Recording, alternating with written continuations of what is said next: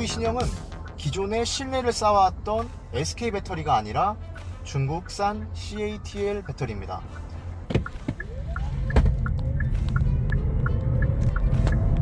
가장 오른쪽 차로를 이용하세요.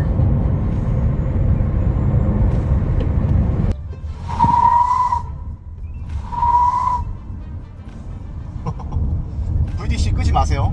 더 안 나갑니다. 제로백 한더 끄지 마세요. 이렇게 더 밀려요. 코나에 대비 중고값도 높고 또 오너들의 만족도가 상당히 높죠. 1호 EV를 20만, 30만 타시는 분들도 이 배터리 성능 저하가 전혀 없다라고 지금 말씀하고 계시거든요. 스캐너 데이터 상에도 그렇고 이 운전자가 느껴지는 그 체감, 주행거리가 많으신 분들은 늘 같은 거리를 많이 가시기 때문에 이 배터리가 기존 대비 얼만큼 떨어지는지 느낄 수가 있는데, 가속력도 그렇고 이 배터리가 줄어든 양도 그렇고 총 주행 가는 거리도 그렇고 동일합니다. 되게 신기합니다.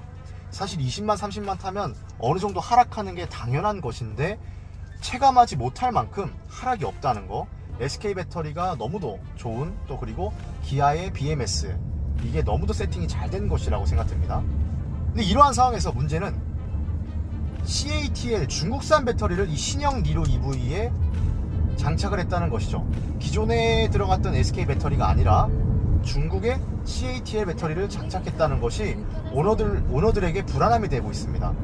이 기존 니로 EV가 출력이 좀 세다 보니까 이 전륜이고 해서 토크 스티어가 좀 있었는데 그걸 좀 줄이기 위해서 출력을 다운시켰다고 했는데, 뭐 굳이 연관을 한번 개인적으로 지어보자면 토크가 다운된 부분도 이 배터리와도 영향이 있을까? 라는 추측을 해보는데요. 체감으로 느껴지는 여러 가지들은 좋지만 이 니로 EV에 신형의 중국산 배터리가 들어갔다는 것은 소비자로서 조금 불안함 요소가 될 수 있다라는 거는 어쩔 수 없는 부분인 것 같습니다. 기존 니로 EV의 엔진룸입니다. 따로 뭐 프론트 트렁크는 없죠.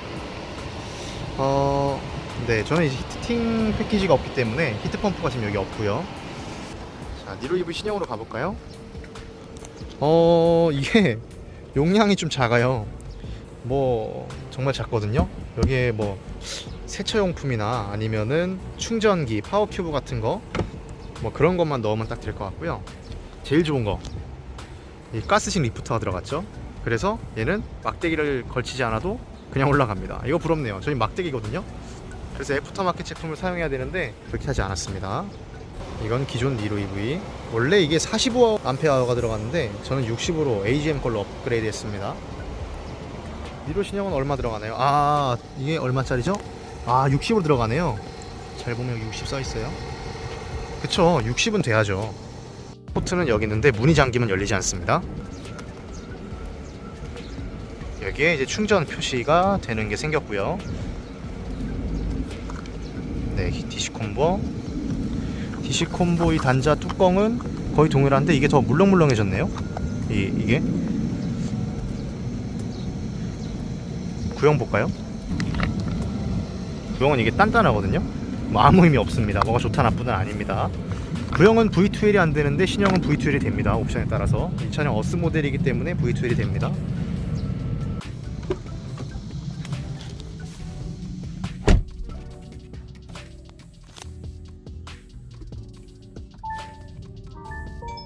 카드를 넣어주세요. 3년 정도 10만 킬로 가까이 니로 EV를 운행하고 있기 때문에 신형 모델에 대해서 조금 더 달라진 부분들을 체감할 수가 있는데요.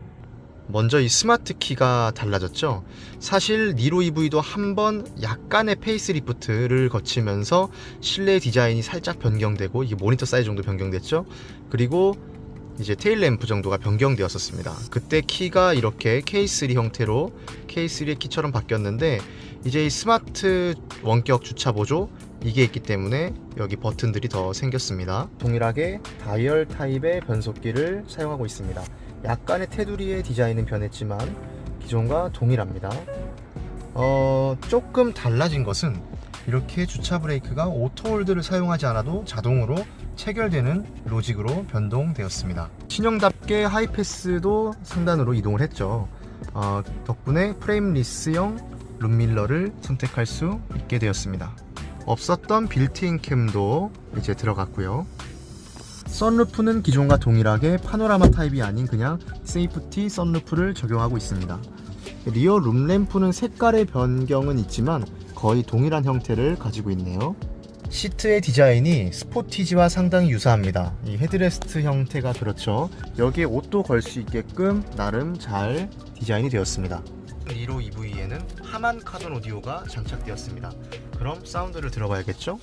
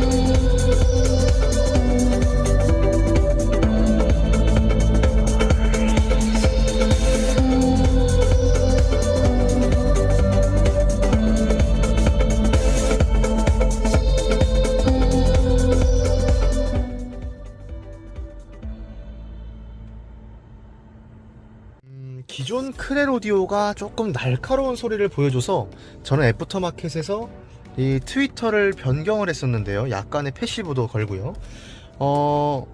이 하만 카본 오디오로 바뀌면서 약간 소리가 둥글둥글해진 느낌이 있어서 음악 들을 때 약간 이 고음만 좀 조정하시면 기존 크렐보다는 조금 더 괜찮은 음질을 느낄 수 있을 것 같습니다.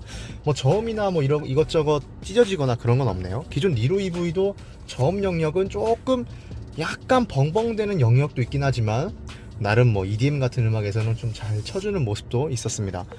이 신형 니로 EV도 마찬가지로 처음은 젊은 층들에게도 나름 만족감을 줄 수 있을 만큼 잘 나옵니다. 스티어링 휠을 보면 드라이브 모드 스위치가 있는데요. 기존에는 이쪽에 드라이브 모드 스위치가 있었죠. 이제는 여기에 와 있습니다. 똑같이 이 수동식 조사각 조절 장치가 달려 있고, 평소에는 0이나 1로 다니시고 이제 사람이 탔을 때는 꼭 2단 이 정도까지, 3단까지는 안 가셔도 되고 2단 정도까지 조정해 주시면 너무 좋습니다. 그래야 반대편에 눈이 안 부시거든요. 그리고 기존에 없었던 전동식 트렁크가 장착되기 때문에 여기에 버튼이 생겼습니다. 메모리 시트 스위치 먼저 볼까요? 메모리 시트 스위치도 원래는 여기 셋 버튼이 있었죠. 이제 셋 버튼이 필요 없어지고 1번을 꾹 누르게 되면 저장이 됩니다. 이렇게 꾹 눌러볼까요? 네, 저장이 되죠. 사실 셋 버튼은 크게 의미가 없었습니다. 어차피 꾹 눌러야 되니까요. 잘 없어진 게 맞아요. 그리고 사이드 미러는 조금 작아졌어요. 오히려 위로는 조금 높아진 느낌이 있는데 폭 같은 경우에는 조금 작아졌습니다. 하지만 아래쪽이 좀 더 그 부분은 작아지지 않았기 때문에 시야는 나쁘지 않을 것 같네요. 약간 전에 비해서는 조금 답답한 면이 있기는 합니다. 헤드업 디스플레이가 생겼습니다.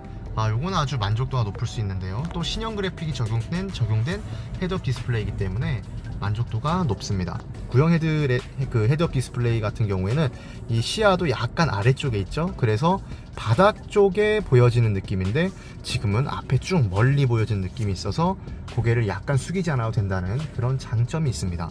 헤드업 디스플레이의 다양한 정보를 보여주는 것도 당연히 신형 헤드업 디스플레이의 장점이죠. 스티어링 휠을 보면 이 오디오 조작 버튼과 이 크루즈 컨트롤 버튼이 서로 바뀌었죠.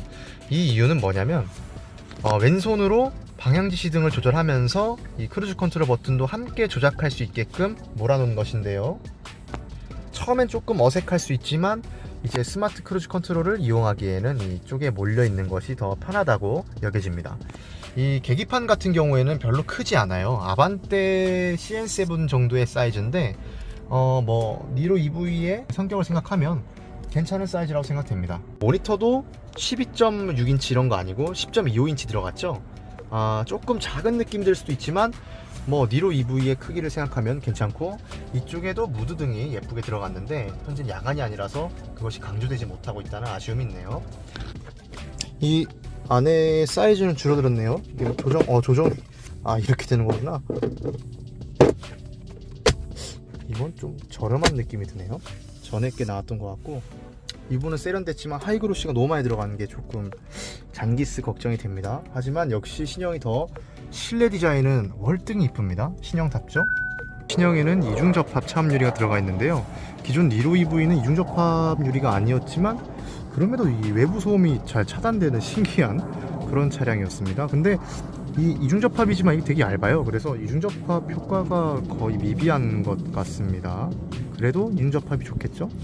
1열에 그대로 앉은 거거든요. 1열에 앉았던 그 포지션으로. 레그룸은 기존과 거의 동일하거나 아주 조금 넓어진 건가 싶은 생각도 듭니다. 2열 착자감은 거의 비슷하고 여전히 이 아래 부분, 이 시트는 조금 더 이렇게 각도가 이렇게 됐으면 좋겠다는 생각 들고요. 바닥은 조금 낮아진 것 같네요. 조금 거의 기존과 유사하지만 그냥 세련된 디자인은 역시 칭찬할 만합니다. 이 2열 리클라이닝 기능이 돼요. 이거는 칭찬할 만합니다. 더 높일 수 있다는 거, 조금 더 높일 수 있다는 거 너무 칭찬합니다. V12 단자가 이 2열 시트 밑에 있습니다. 한번 주행을 시작해 보도록 하겠습니다.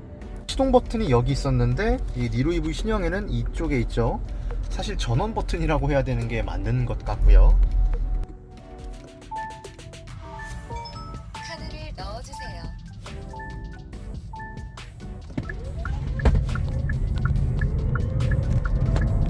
가장 오른쪽 차로를 이용하세요. 니로 EV를 타고 있습니다. 저는 구형 니로 EV를 탔었기 때문에 이 주행 느낌에서도 어떤 것이 달라졌는지 조금 더 빠르게 체감을 할 수가 있는데요. 사실 거의 유사합니다. 거의 유사한데 달라진 점이 하나 있다면 개선되는 거죠. 리어 서스펜션 강성이 조금 더 좋아졌다는 생각이 듭니다. 기존 니로 EV는 리어 쪽 서스펜션이 약간 단단했으면 좋겠다라는 아쉬움을 갖고 있었어요. 저속에서는 너무 승차감이 좋았지만 고속에서 좀 달릴 때, 그럴 때 요철 구간들을 만나면 뒤에가 조금 주저앉는 그런 느낌들이 있어서 아쉬웠고요. 물론 뭐 달리지 않는 분들이라면 아쉬움이 없을 수도 있는데, 이 물렁한 서스펜션이 고급진 느낌보단 조금 이게 역시 차급은 이 정도인가 라는 생각이 드는 그런 아쉬움이 있었거든요. 차라리 지금 이 신형 니로 EV처럼 단단해지는 게 나아요. 오히려 푹신푹신한 감은 줄었지만 조금 더 안정된 드라이브를 할 수 있는 그런 셋업으로 변경되었습니다. 개인적으로 제 스타일인데 또 다른 분들은 조금 단단해졌다고 느낄 수도 있겠습니다.